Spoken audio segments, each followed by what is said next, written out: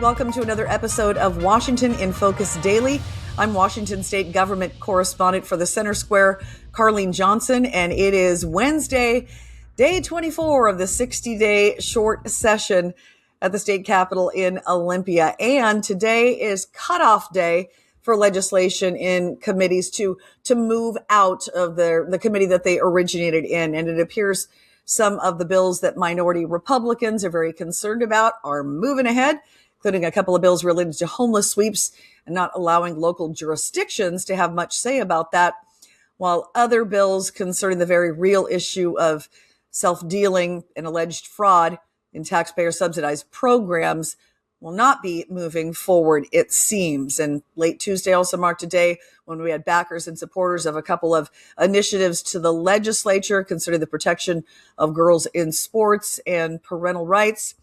There was a big old rally on the Capitol campus and a couple of lengthy listening sessions. So we're going to dig into all that. But first, let's get to a couple of the very controversial bills concerning homelessness, housing, and the control, I suggest, that local jurisdictions may soon lose. My colleague, Tim Clouser, spoke with me today about the bills that received a couple of hearings this week in Olympia in a House Housing Committee. And both of these passed out of committee, meaning they're headed for floor votes. So here's part of my conversation with Tim Clouser, who covers the state legislature with a focus on Eastern Washington and Spokane. So Tim, this is an issue I know you've been following closely as our sort of Eastern Washington correspondent, and Spokane right in the heart of this battle over homeless sweeps, and House Democrats advancing a couple of proposals this week that some local officials are afraid could undo all of the work that Spokane has done in recent months to sort of tackle public camping and the homeless crisis. So let me know where things are now with these couple of bills that appear to be advancing. Yeah, so the House Housing Committee advanced two bills this week. The first, House Bill 2489, it would essentially gut city and county's ability to enforce local camping bans. So say Seattle, Spokane, they have people sleeping downtown using drugs. They want them to get off the street. They say, hey, look, you can leave or we're going to give you a citation. This law would say, look, you can't do that. You're not allowed to enforce any laws that stand in the way of life-sustaining activities. And in the bill itself, it defines life-sustaining activities as moving, resting, sitting, standing, lying down, sleeping, protecting oneself and personal property from the elements, eating and drinking. So pretty much anything to stay alive. So it's saying you can't enforce anything that prevents these things unless you provide adequate shelter. Now, adequate shelter is defined very broadly. Simply, adequate shelter, they're saying it has to be a space that is legally and physically accessible on a continuing basis for free. So you have to provide free housing for every single person that's homeless in the city or that jurisdiction, but not only for them, for their pets and all of their personal belongings too, which could take up quite a bit of area. And it's notable that this proposal does nothing to provide funding for these cities to expand their homeless shelter supply. It just enforces this new mandate. And now the other bill, House Bill 2266, it essentially just says that if you're not meeting demands in terms of having enough homeless shelter beds, you have to cite these facilities in any zone other than industrial zones. So whether that be downtown, next to schools, parks, daycares, if there's space, they're saying that you're going to have to put it there. So supporters are saying, look, we shouldn't be doing anything to criminalize housing. But the people on the other side of the issue are saying, look, we're not trying to criminalize housing. We're trying to effectively govern as elected officials. And in Spokane, the area that I cover, you have a sort of ideologically split city council, but both sides of that divide joined up and sent a letter to the House Housing Committee ahead of their vote, urging them not to pass this, specifically in response to the success that they've had with their campaign ban that they passed over the summer. I mean, they've been grappling with homelessness for years. It's easily the most politicized issue in the city. And they're just starting to get a handle on public camping downtown. And they're saying this is going to throw a stick in their wheel. And as you noted in your article on this, Tim, up at thecentersquare.com, the folks that are opposed to taking away local control on these issues have raised the pretty important point that this is not really just an issue of homelessness. You've got, 80-90% plus of the folks that are on the street that are battling addiction and or mental illness, and that's why they're there. And if we don't tackle that, we can't get at the root of all these other things. And you want us to open a shelter or low barrier, no barrier housing next to a school, and yet we're not going to address the root of the problem. Yeah, and people like to look at homelessness as being like a purely housing issue. You have all these people on the street. If you just give them housing, it'll solve all their issues. But that's not the reality of the situation. Sure, there's a lot of people that live on the street that don't have mental health issues, that don't do drugs. But those aren't the people that you're thinking of when you think of homelessness. You're thinking of the people that are out there struggling with drug addiction that need help, but aren't willing to engage with treatment. And they're saying, by taking away our ability to enforce these camping bans, you're taking away the little bit of leverage that we do have to get these people into programs. Tough line to walk in. And it's not just the Spokane that's speaking out against this. They held a public hearing on January 20th. And there's quite a number of people that signed in to testify, but including people that didn't verbally testify, over 4,000 people signed into that public hearing, and 58% were in opposition to this proposal. And on top of that, there was elected officials from across the state saying, please do not pass this. You don't understand what you're doing. It creates a private right to action. So people that have been had these policies enforced against them, they could come back and sue the city. And this is as the state and the cities themselves are facing mounting lawsuits over a number of other issues on top of their other budget challenges. So they just said this is really putting them in a squeeze. So at this point, is it your sense that one or both of these bills will likely advance? We're at cutoff day today as we speak on February 4th.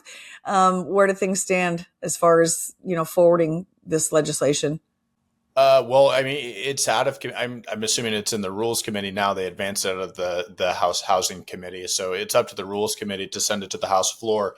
But it's still alive right now. If they send it to the House floor and have a vote on it, it would go to the Senate. The Senate doesn't have that long to pass it because it's a short session, but it does have a notable amount of momentum behind it. And again, despite all of the opposition and the backlash that these lawmakers have faced, notably in Spokane, I speak to Spokane a lot because that's the area that I report on.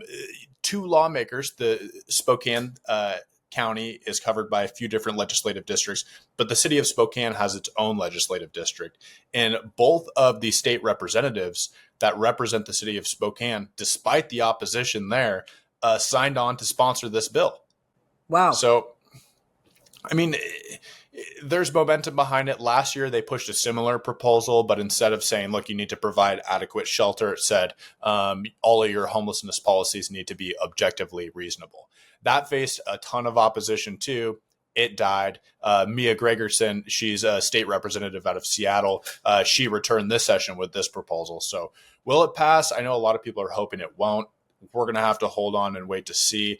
If it makes it to the House floor, that's going to be newsworthy by itself. But what you see with a lot of these proposals is it's picking up momentum now. Say it dies, they don't pass it this year, it's likely it'll come back next year. On a completely different issue, the state tried to ban the sale of quote unquote assault weapons for years. It never went anywhere until the last year it sped through the legislature and passed. I mean, I think it would be naive to say that if it doesn't pass now, that it's just going to be dead altogether. It's going to return. Well, this will be an ongoing debate for sure. It's also, we're mentioning that this is in contradiction to the recent, U.S. Supreme Court ruling that gave these local jurisdictions this opportunity. So a lot to play out here. And I would encourage our readers, our viewers to go to thecentersquare.com/Washington and check out Tim Clauser's story. So thanks for the conversation, Tim. So we'll keep you posted on those bills that Tim has been writing extensively about. Now, quick update on a couple of Senate bills that received hearings last week that would rein in or seek to rein in some of the alleged self-dealing or potential fraud that we've been uncovering in large part due to the help of a whistleblower. So this week I asked Senate Democrats at immediate availability if one of those bills is going to advance. And Senator Jamie Peterson told me that he had not yet looked at the bill when a week before he had told me he would be looking at a bill offered by Senator Braun that would make sure that there's a third-party audit of some of these outside groups. That again, it's all taxpayer funds coming from the Department of Commerce and going through some of these pass-through organizations.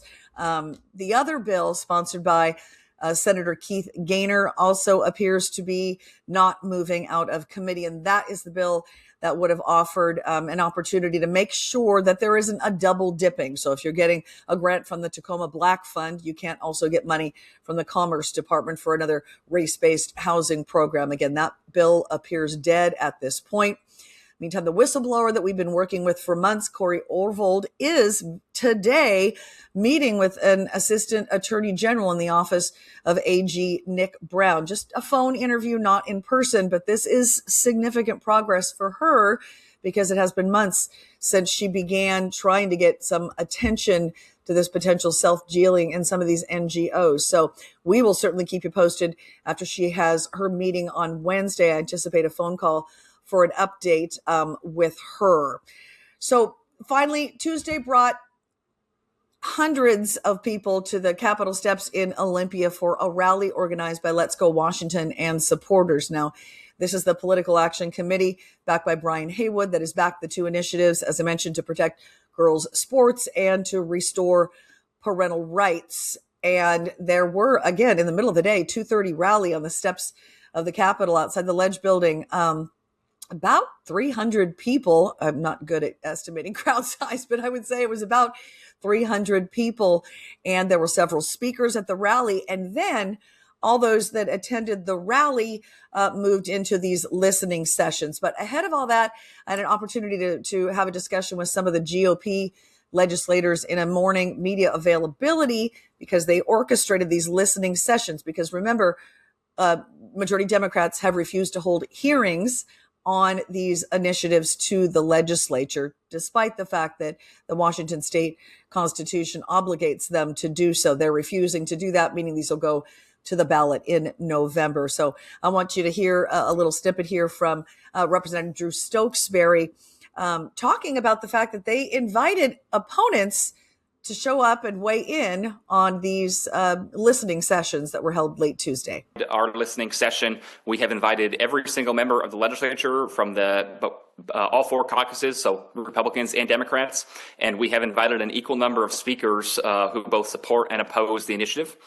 For those who oppose the initiative, we've invited the WEA, Superintendent Chris Reichdahl, the ACLU, the Gender Justice League, Planned Parenthood, Northwest Progressive Institute, SEIU 775, Lavender Rights Project, Washington Youth Alliance, Team Child, the Washington State Democrats, and Pro-Choice Washington. If anybody knows any other con folks who would like to participate, let us know. We did our best to try to find a representative cross-section of those opposed to the initiatives, because we think the public has a right to hear folks with opinions talk about why their view of the initiatives is correct and let the public make informed choices. Democrats are denying the public this debate because I think because they know they're on the losing side and the public will side against them. But we want to hear from everybody, and we want the public to be able to make up their own minds. Well, none of those folks that were invited showed up. If they were there in the listening sessions, because I attended, they certainly didn't sign up to testify. They may have been in the room and just, didn't identify themselves. But some of the most compelling testimony in the hearings came from a woman named Lauren Legere. Now, she is co-executive director of the LGB Courage Coalition. They're a driving force in the movement to end pediatric gender transitions across the U.S. And she opened up by saying, as a gay Democrat, I'm speaking in support of these initiatives. So, of course, that got the attention of those in the room. And here is some of what Lauren shared in the hearing on Tuesday. Good afternoon. My name is Lauren Legere. I am lesbian, a lifelong Democrat, and a classical liberal. I am also the co-executive director of the LGB Courage Coalition. We are a national organization made up of gays and lesbians who support this initiative because we believe protecting girls' spaces and caring about all kids are not opposing values. I want to start by addressing something directly. When we defend girls' sports as sex-based, some people hear that as rejection, especially of boys who are gender nonconforming or experiencing distress around their identity. But that is not what this initiative does, and it's not what we believe. This initiative is not about judging boys. It's not about deciding who they are. It's not about denying their struggles. It's about protecting girls' sports, because girls deserve spaces where their body's safety and opportunities are respected. And one of the last to testify in that Tuesday listening session, I referred to it earlier as a hearing, which is not a hearing because it's not being given that opportunity by majority Democrats. It's simply a listening session sponsored by the Republicans. This woman's name is Jody Holman, and her daughter is 16 years old. Her name is Eleanor, and you may have heard, if you watched Brandy Cruz and her Undivided podcast, she's been talking about this in the last week or so. Her daughter, Eleanor, a student in the Puyallup School District, ran away more than 2 months ago with the help of the school district. So she shared very compelling and emotional testimony during the listening session that her daughter has battled some mental health issues over the years. And once they came to the Puyallup School District, when Eleanor was in middle school, that's when her daughter started talking about some gender confusion and potentially being trans. And Jody, the mom's claim is that the school district facilitated getting her connected with an organization that helped her to petition for emergency guardianship placement, alleging that her parents were abusive, even though there was absolutely zero evidence of that, as reported even by state investigators. So here is part of Jody Holman's testimony Tuesday in that packed listening session. Our daughter ran away from home and has now been missing for more than 2 months. She is 16 years old. She has multiple intersecting mental health needs, but the school and Washington State narrowed their focus to gender alone, sidelining the full scope of what she was experiencing. Without our knowledge or involvement, steps were taken leading our daughter to believe our home was an unsafe environment for someone experiencing gender dysphoria. What our family experienced did not unfold in a single event. It unfolded across multiple instances, agencies, and decisions, all occurring while our child was experiencing significant vulnerability. At each stage, we acted as engaged parents, seeking coordination and support. At no point were our parental rights terminated or limited by a court finding of unfitness. Despite this, access to information, records, and timely notifications became increasingly restrictive in practice. So I watched people in the hearing room wiping tears and, of course, loud applause. Went on for some time as people, many of them had potentially never heard the story before and can't believe that this could be happening. This is some of what the initiatives backed by Let's Go Washington and supporters hopes to prevent school districts from being able to do. I did reach out to the Puyallup School Board. Their response to me about this case was that they couldn't speak specifically because of student privacy to any of it, but they believe they have broken no laws and have complied with both state and federal regulations in protecting this student and ensuring that she is safe and cared for. At this point, they're not providing any updates on her whereabouts. And as of today, Wednesday, February the 4th, she remains missing and her family doesn't have any idea where she's at. So again, neither of those initiatives are getting public hearings. They'll instead go to the fall ballot. So tomorrow will be day 25 of the legislative session. We'll be in Olympia and we'll provide an update. For now, this is another episode of Washington in Focus Daily. I'm Carleen Johnson with the Center Square. Thanks for watching.